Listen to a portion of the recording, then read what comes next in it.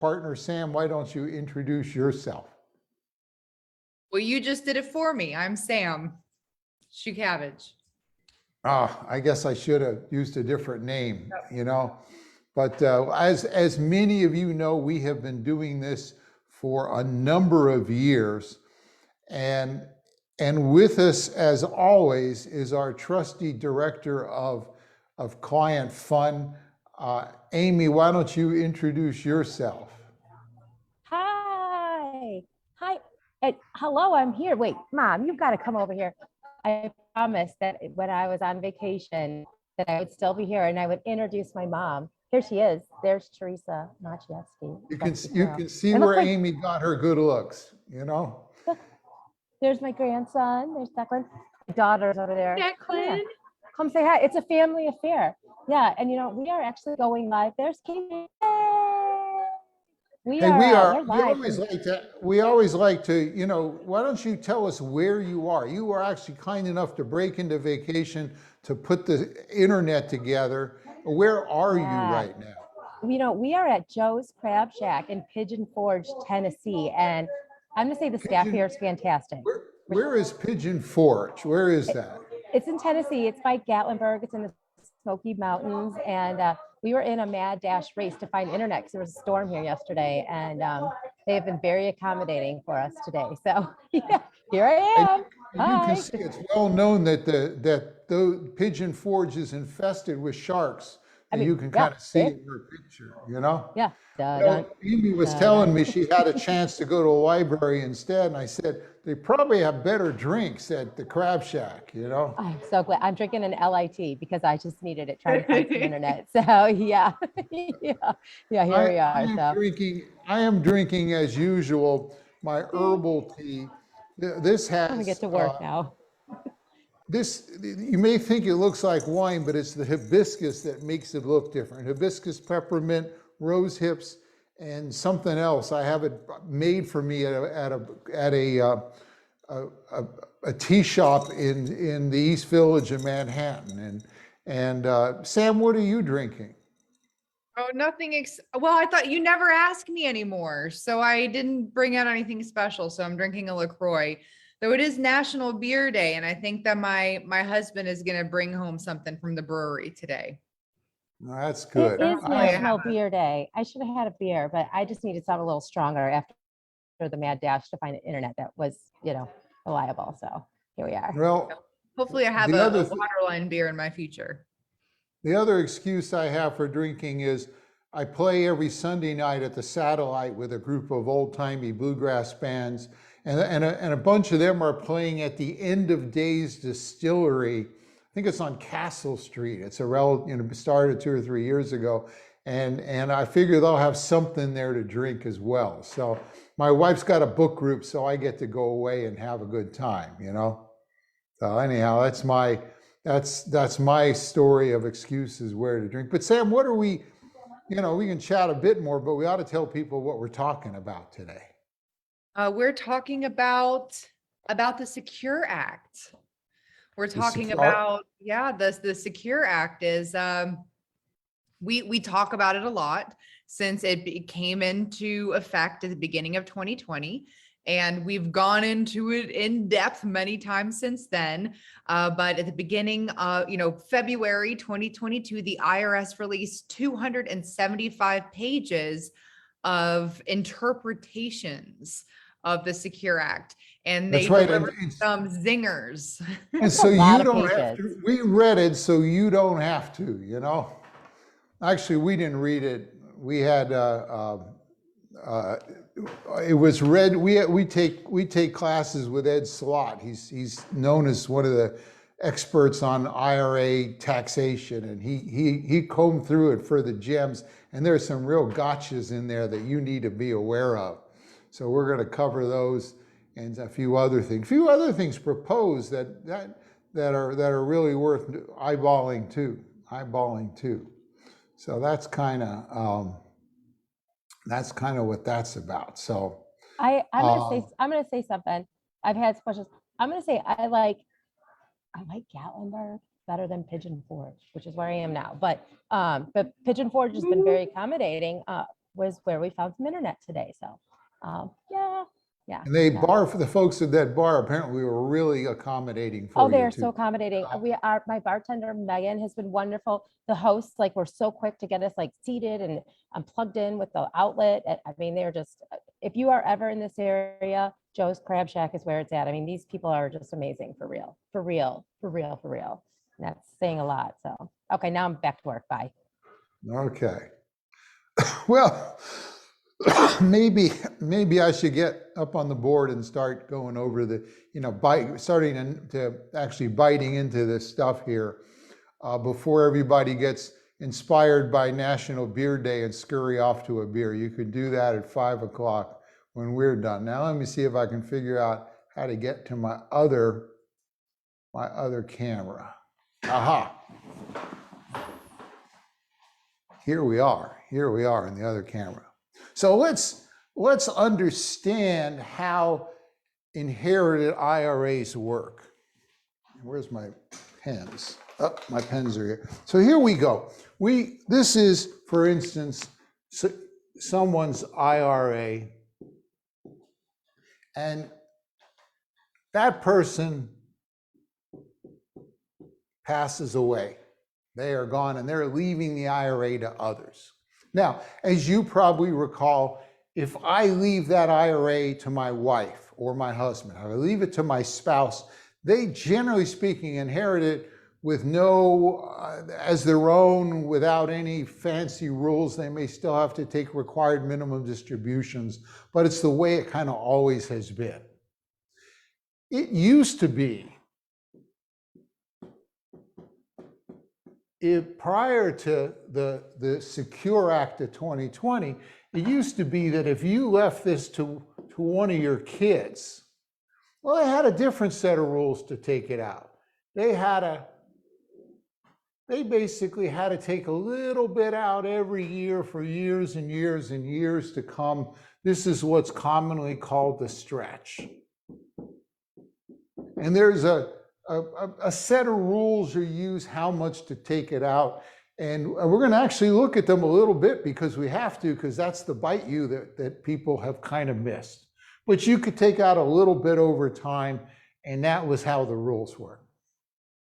Well, in 2020, the government said, hey, if you die and you leave this money to your heirs, you have 10 years to take this out. You have to take all the money out in 10 years. You can take it out, and you got to take it out at any rate you want. You just have to have it all out 10 years later.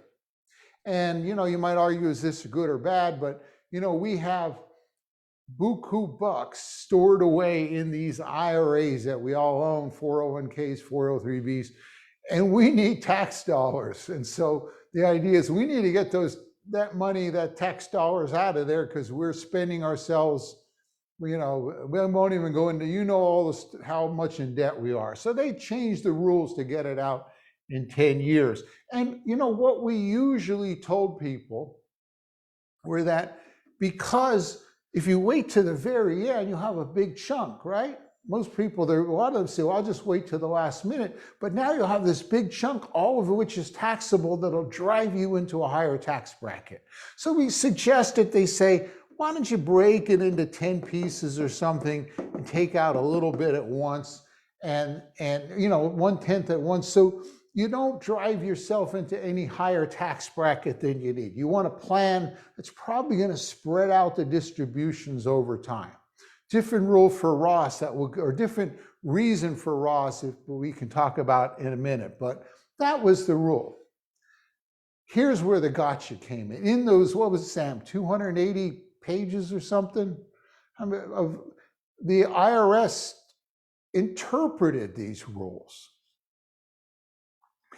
And so we're going to take, and since Amy is at Joe's Crab Shack, we're going to take a person named Joe.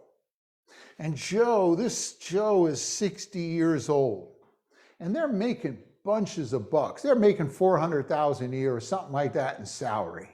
And they expect to work till they're 65. And then they're going to retire and their income's going to go way down. And their dad, who was 75, just died, and he left them his IRA. Now, Joe says, you know, he understands this concept, and he says, boy, because I'm making so much money now, it really doesn't pay for me to take any money out for the next 5 years or so. I want to drain it from the time I'm like 66 to 70. I don't want to take it out until the second 5 years of this 10-year period, and then I'll split it into even pieces so I can minimize my tax. It sounds brilliant. Well, here's what we found out. We found out that the way the IRS interprets these rules is this: if your parents left you money after their required minimum distribution age, which is at this time 72. You know, he died when he was a year ago when he was 59, you know, and the father took the money out that year. So the next year Joe would normally have to start taking it out. Well, it turns out he still does. If your parent was over minimum required age, when you get the money, you still need to take RMDs out, at least RMDs every year. You can't just let it sit for 10 years like we thought you could. So if he didn't realize this, he's in for a big could be in for a big fee or a big fine on what he didn't take out. It gets even better when you ask, how much do you have to take out? And it's worth just touching that a little bit. Sam, let's say he is 60.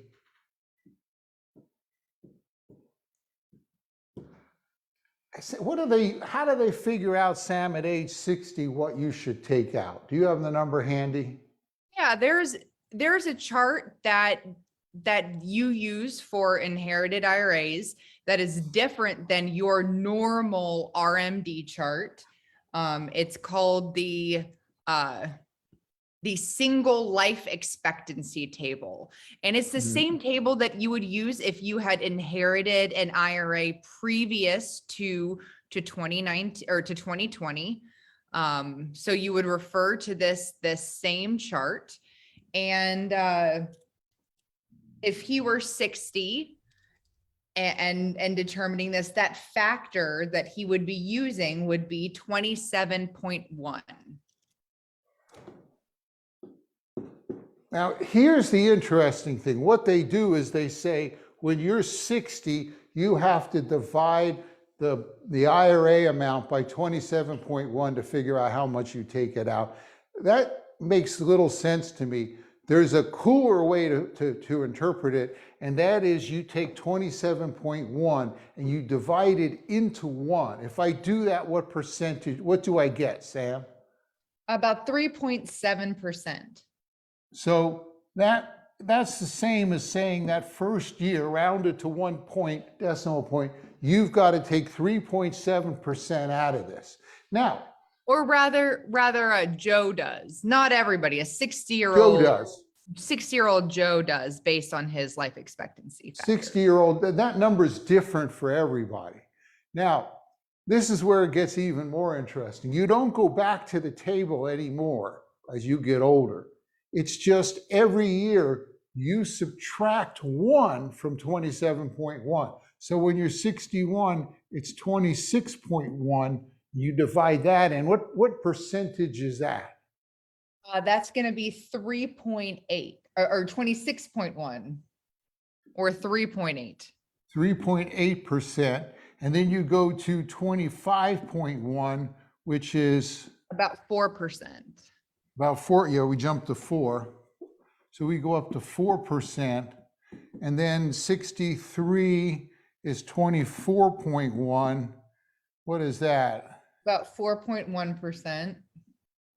and it keeps going up every year. And you would have to take at least that much out all over these 10 years, and then at the end, take out what's left. But if you didn't know that and you just thought you wouldn't take anything out for 1 year, you would be in trouble. Don't ask me. They interpret the rules that way.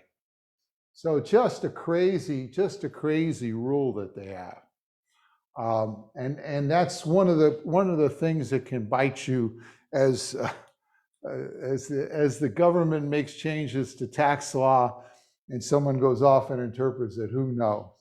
Do we have any other news, Sam? There's some proposals that are interesting? Yeah, before we go to the proposals, let's of these 275 pages, they are still being worked through.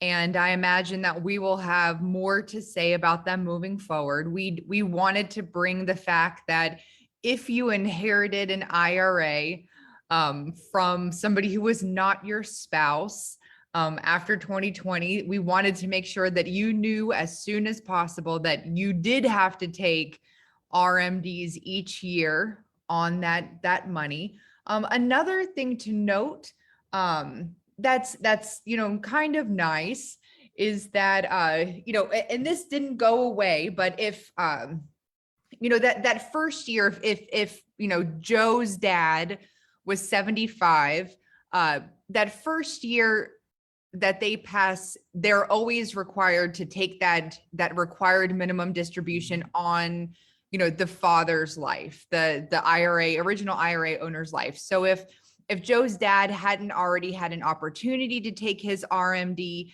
Joe would have to go behind him and take his father's RMD that year.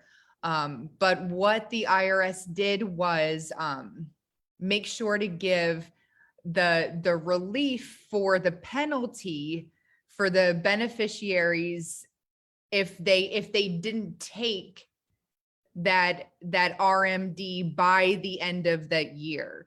They now have until their tax filing deadline to do so without getting penalized. This is especially helpful if Joe's dad passes, right at the end of that year.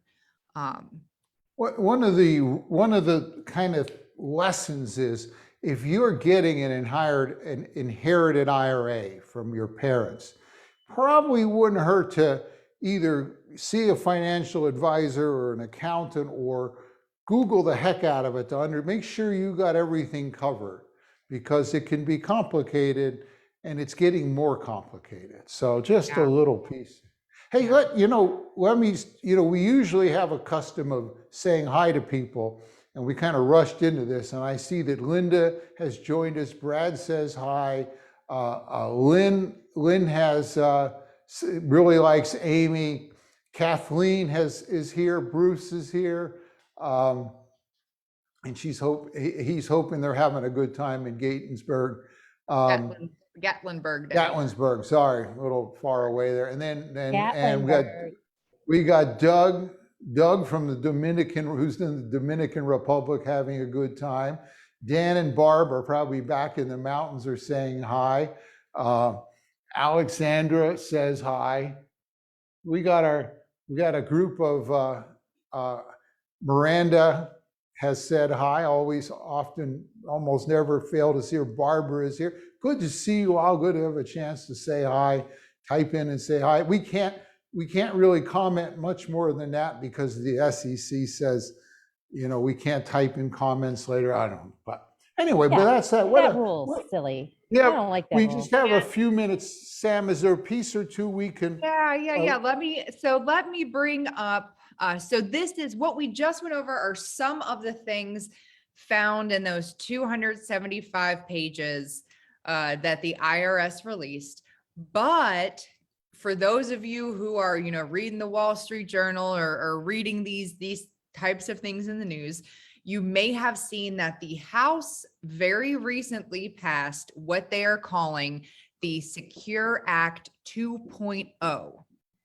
This is not yet passed into law. It's only made it through the House. It still has to, go through the Senate and, go through a number of things before it is passed into law, but we wanted to let you know what's coming down the pipeline potentially.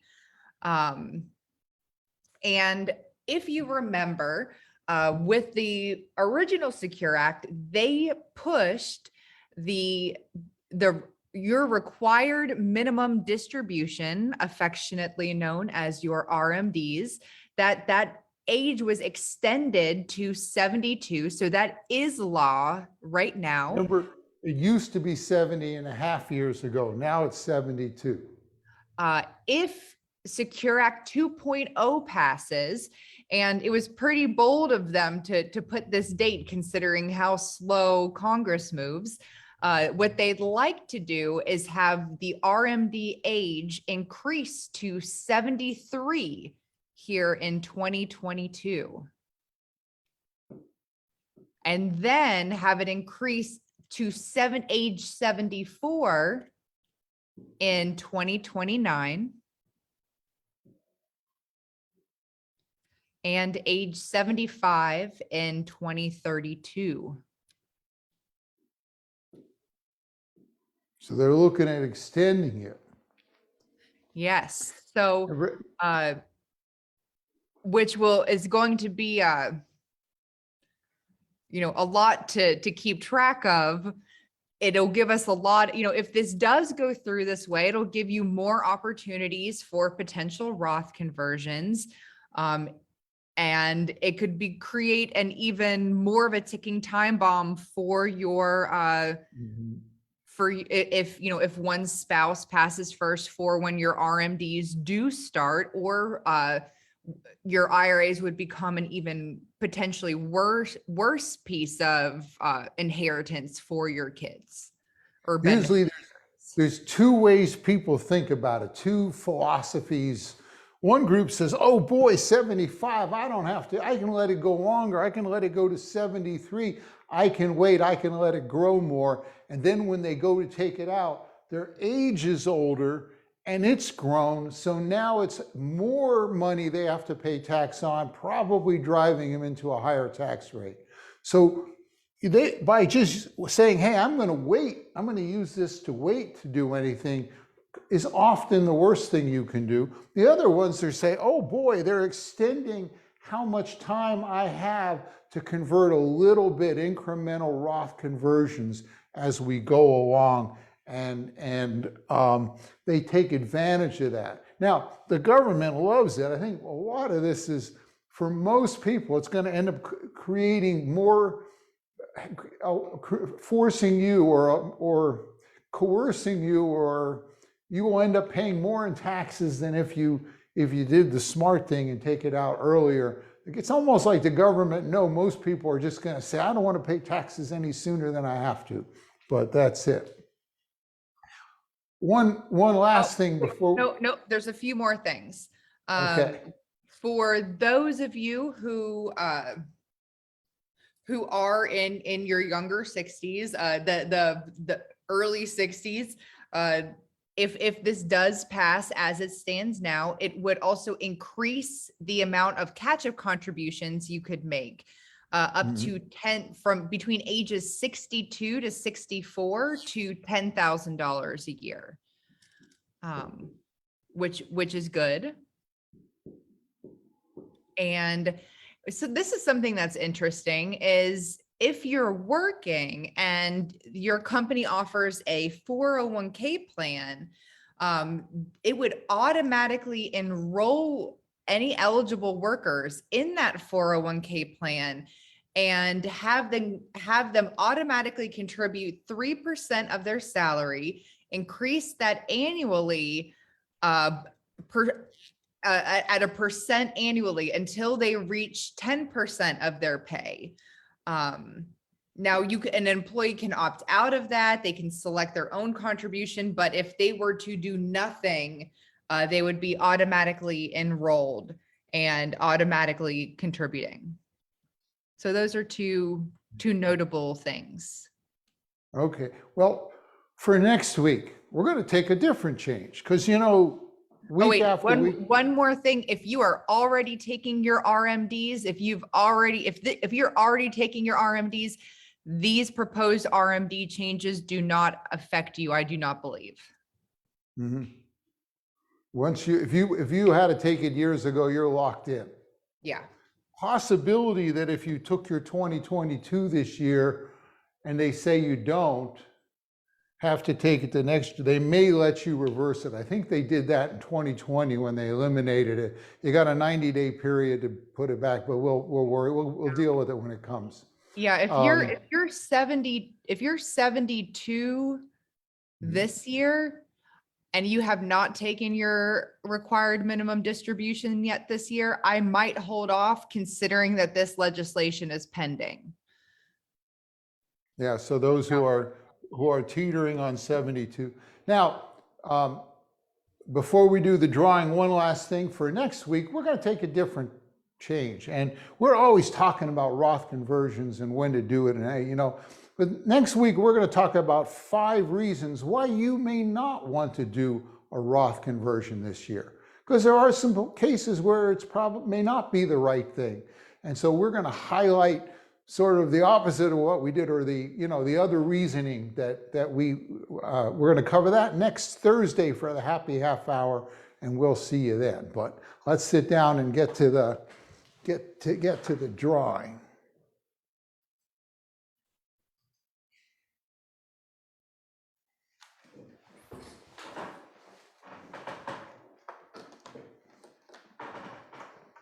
All right. So each week we raffle off 2 bottles of wine delivered directly to your door from Fermental Bottle Shop. And for those of you who do not know this already, Fermental has closed their Ogden location and they are moving downtown to the Cargo District. The new location should be open imminently, should be open very soon. I think by the end of the month. I miss them. I know Amy's heartbroken, but us downtown, closer to downtown, will get them soon. Oh, look who's here. It's my mom. Yay. So to get your name in my jar, each week you just need to say that you are coming to, click coming to the going to the Facebook event. If you are on our email list, you just respond to the email that lets you know what our topic is each week. And if you share either of them with a friend, you can get an additional entry. So our winner for this week is